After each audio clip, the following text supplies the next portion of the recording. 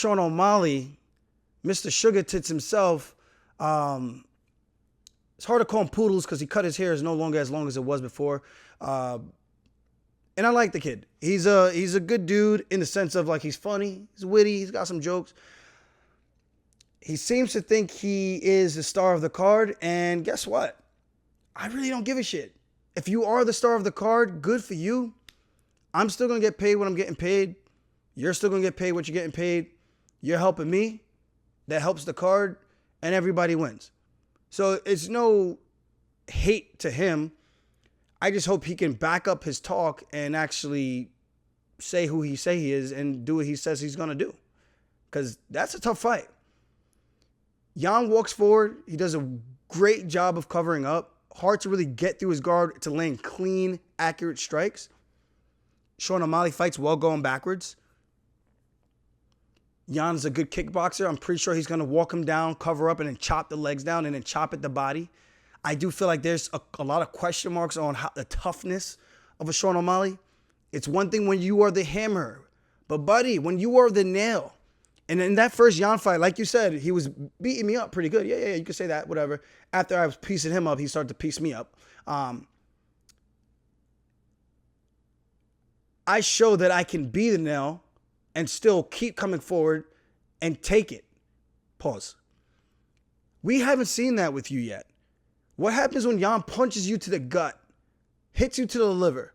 Are you going to fold? Are you going to roll over and quit? When you hit him with one of those big shots that you've been hitting on all these other guys and he doesn't go away, what are you going to do? Are you going to wrestle Petr? I mean, you like you said, you don't have anything to lose. It's essentially a win-win. I know you said you don't want to have that mentality and that attitude, that mindset going in. Smart. But at the end of the day, in the back of your mind, you know that that cushion is there. Oh, I lost to the number one guy. It's okay. Like I said, we'll see. We'll see who is who. I've always given nothing but praise to Petr. I've given nothing but praise to Sean O'Malley. But I do know this is a tough matchup.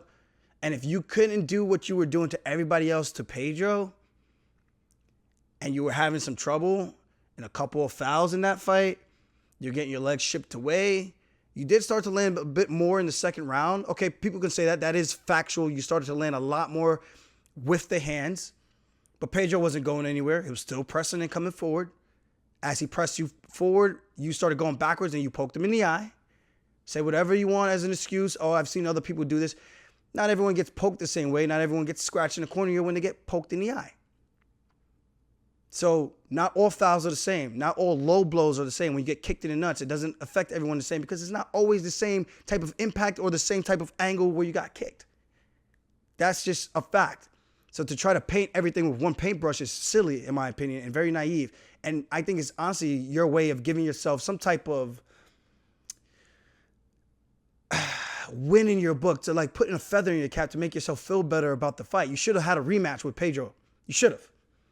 But to your accomplishments, to your whatever you want to call it, respect to you for being able to parlay that into a bigger fight. Good for you. I do applaud you for that. And good harmonica skills. That was actually cute. Cute. Coming out with the harmonica, the security guy in the back. Cute stuff. Love the gimmicks. Gives people things to talk about. But at the end of the day, it's one thing when you could be a showman against guys that are tailor-made for you to be a showman with. But when you get a little bit of resistance, who are you then? So Sean O'Malley, show us who you are when you step in the octagon on the night with a whole bunch of European fans that are going to be coming to watch Islam Makhachev, Charles Oliveira, Petr, and anybody else who's from that part of the country. Because you are a great entertainer. But again, show us who you really are. Because I know for a fact Yan is going to test you, and it's going to be a good fight in that regards. And good fight meaning like, oh, it was a good fight as in for him. Will it be a good fight for you? We don't know yet. And I can't wait to have that question answered because I know about myself. We know about Yan. Even though he fought for a world title after beating Uriah Faber, a guy who just came out of retirement at 42 years old, we all knew he was tough. We knew he fought guys in the top 5. You haven't yet. So it's cool to see you chirping and doing all this chihuahua stuff, but until you get in the big boy kennel, that's all it is. It's talk from behind the safety of being behind the bars, being behind the cage, knowing that you can't be touched. But now that leash has came off, that kennel door has been opened, and now you get to play with the big boys. And I'm not hating on Sean O'Malley whatsoever. Like I said, so much praise I've given this guy. I think he's a real talent when it comes to striking. But again, he's only been doing that to guys who are the nails. Let's see when he gets another hammer standing in front of him, what's he going to do? That's what the fight game is all about. How hard can you get hit and keep on going?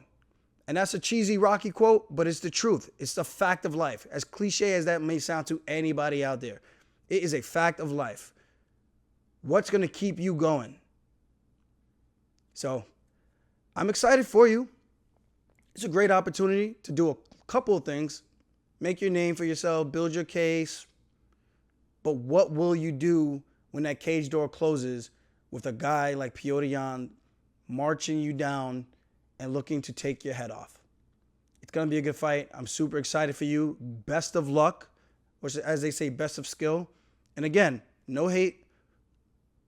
It's going to be a fun, interesting fight week with all of us there. And I'm excited for the bantamweight division. So again, kudos to you. I love what you're doing, parlay and everything. I saw that you now are managementless. Congrats to you for being your guy and being able to talk for yourself and feel comfortable and strong enough to do that. Very brave and bold. But at the end of the day, man, I'm not coming for that ass right now. Petr Yan's coming for that ass. So like you said, you're going to be focused, and I hope you are taking this training camp very, very seriously because Yan is a tough competitor. And if you shut his lights out, dude, I have nothing else I can say.